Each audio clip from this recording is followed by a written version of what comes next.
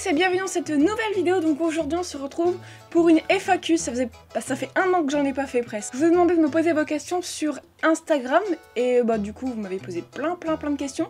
J'en ai pris quelques-unes parce que bien sûr je peux pas répondre à tout.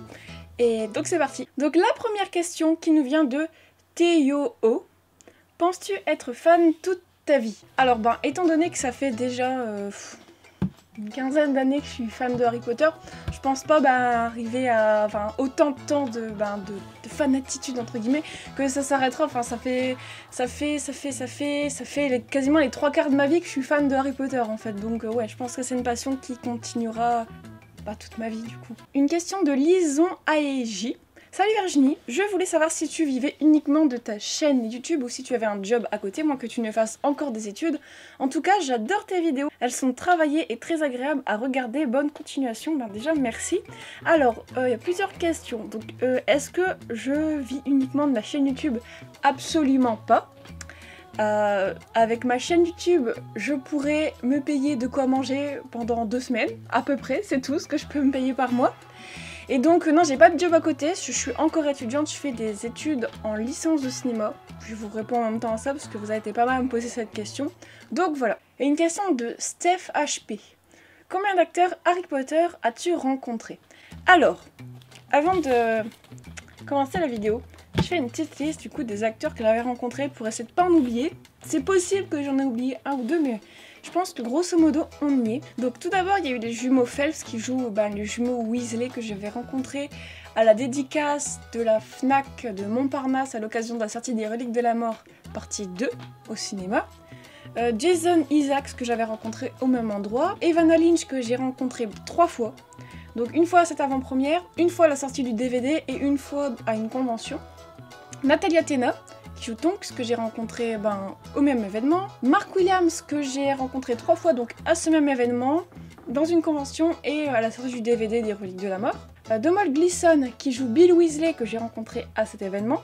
Clémence Poésy, qui joue Fleur de la Cour, que j'ai rencontré à cet événement, mais également à Deauville. Jessie Cave, que j'ai rencontré 2 fois, une fois à Londres lors d'une de ses pièces de théâtre, et une fois dans une convention. Tom Felton, qui joue Drago, que j'ai rencontré dans une convention en Belgique. Devon Murray, que j'ai rencontré 2 fois dans 2 conventions. Alfie Nock, que j'ai rencontré une fois dans une convention. Sean Biggerstaff, que j'ai rencontré dans une convention, qui joue Olivier Dubois. Josh Herman, qui joue Goyle, que j'ai rencontré dans une convention. Christian Coulson, qui joue Tom Jedusor dans le 2e Harry Potter avec le journal, tout ça. Donc dans une convention. Harry Melling qui joue Dudley dans une convention. Stanislav, je ne sais plus le nom de famille, qui joue Krum, que j'ai rencontré dans une convention. Daniel Radcliffe, que j'ai rencontré 2 fois.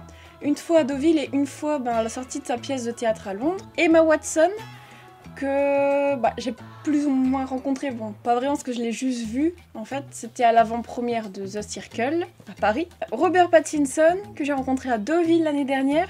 Zoe Wanamaker, qui joue Madame Bibine, que j'ai rencontré à Londres à la sortie de sa pièce de théâtre. Toby Jones, qui, c'est pas vraiment un acteur d'Harry Potter, mais il fait la voix de Dobby, que j'ai rencontré à la sortie de sa pièce de théâtre à Londres. Imelda Staunton, que j'ai rencontré à la sortie de sa pièce de théâtre, qui joue Dolores Umbridge. Et enfin David Tennant, qui joue Barty Crompton Jr., que j'ai rencontré à la sortie de sa pièce de théâtre à Londres, encore une fois. Et donc, si j'en ai pas oublié, ça nous fait un total de 24 acteurs. Donc voilà. Alors du coup, une question qui est en lien un peu avec la précédente, parce que je suis sûre que vous la posez après ce que je vous ai dit avant, donc qui est de Camille MCR. Comment fais-tu pour être au courant des événements auxquels se rendent les acteurs de Harry Potter?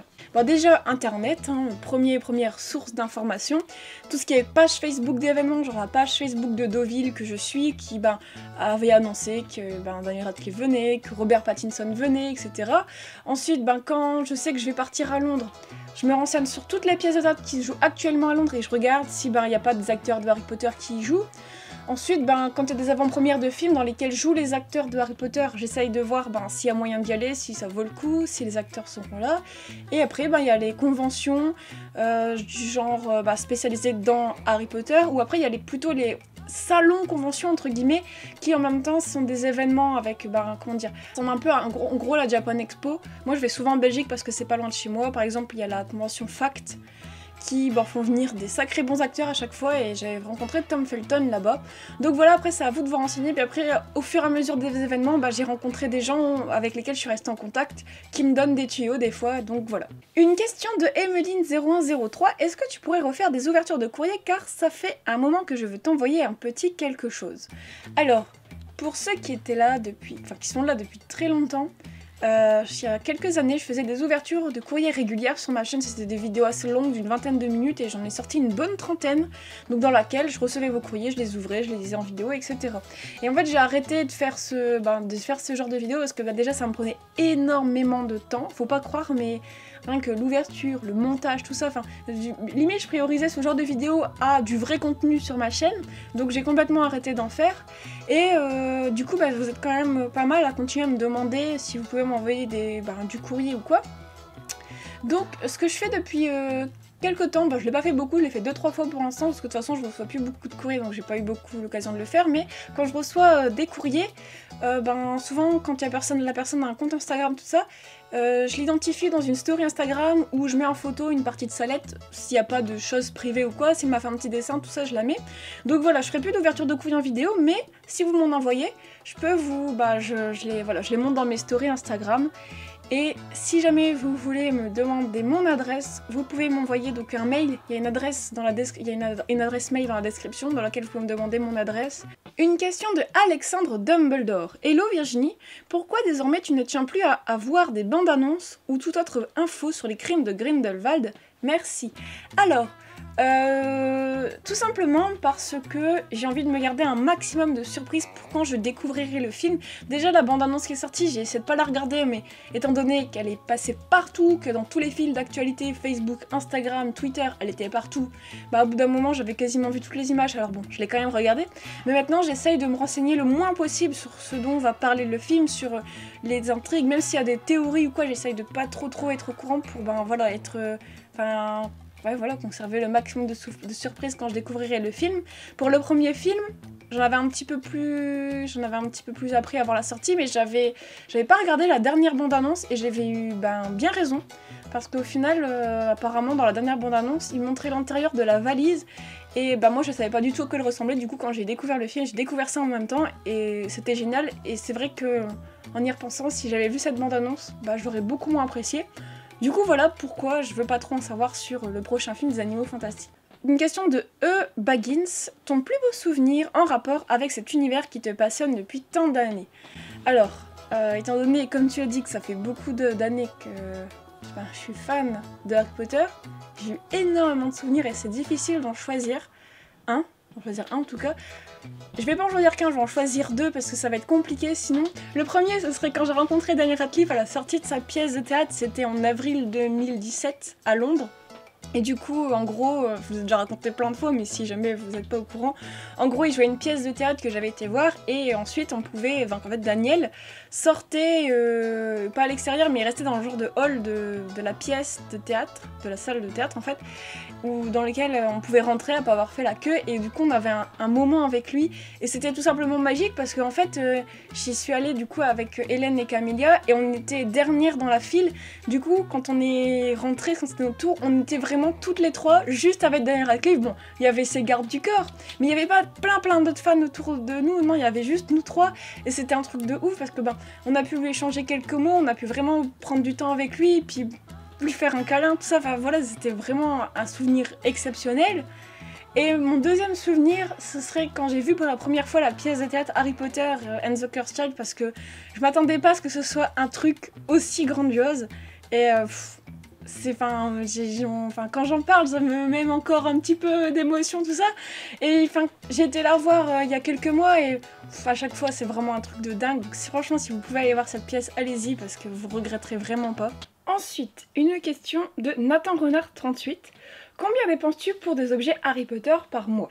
Alors ça dépend, parce que là je suis plus trop dans la période où je collectionne, mais à l'époque où je collectionnais vraiment, on va dire que mon budget était d'environ 40 € par mois, parce que déjà j'ai 40 € pour des objets de collection, on va dire que ça va encore, donc parce que j'achetais quasiment tout d'occasion à l'époque, et c'est très rare que je dépasse ce budget, mais sachant quand même que la majeure partie des objets que j'ai dans ma collection, on me les a offerts, ou enfin des trucs comme ça, je me les a offerts à mon anniversaire, à Noël, donc j'ai pas beaucoup acheté moi-même, mais sinon actuellement on va dire que mon budget la plupart du temps est de 0 par mois parce que je m'achète quasiment plus rien, sauf exception quand j'ai un gros coup de cœur, ou sinon quand je fais un voyage. Par exemple il y a quelques mois je suis allée à Londres, j'ai acheté quelques trucs Harry Potter parce que c'était un voyage qui tournait autour d'Harry Potter, donc forcément il y a eu un moment où je me suis acheté des souvenirs, tout ça en rapport avec ça.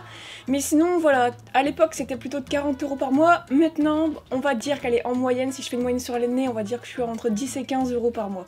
Donc voilà. Et enfin, la dernière question de Sammy Loft is Bae. Quelle vidéo aimes-tu le plus tourner? Es-tu contente et fière d'être Poufsouffle? Pourras-tu faire des meet-up? Voilà mes questions. Donc plusieurs questions en une.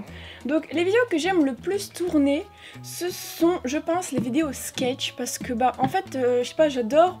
Au final, après c'est pas vraiment le tournage au final, mais j'adore au moment où je fais le montage, réunir tous les plans que j'ai tournés un peu par-ci par-là, puis vraiment qu'à ce moment-là ça commence à raconter quelque chose. Es-tu contente et fière d'être Poufsouffle? Bien sûr que oui. Et ensuite, la dernière question, c'est feras-tu des meet-up? Alors, donc, les meet-up, vous êtes beaucoup à m'en parler, surtout quand je fais des lives sur Instagram, il y a toujours la question qui revient.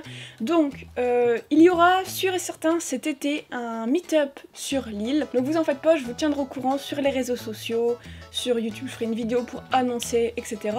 Sinon, j'aimerais bien également en faire un sur Paris, à voir si ce sera réalisable. On verra, donc pareil, vous serez tenus au courant.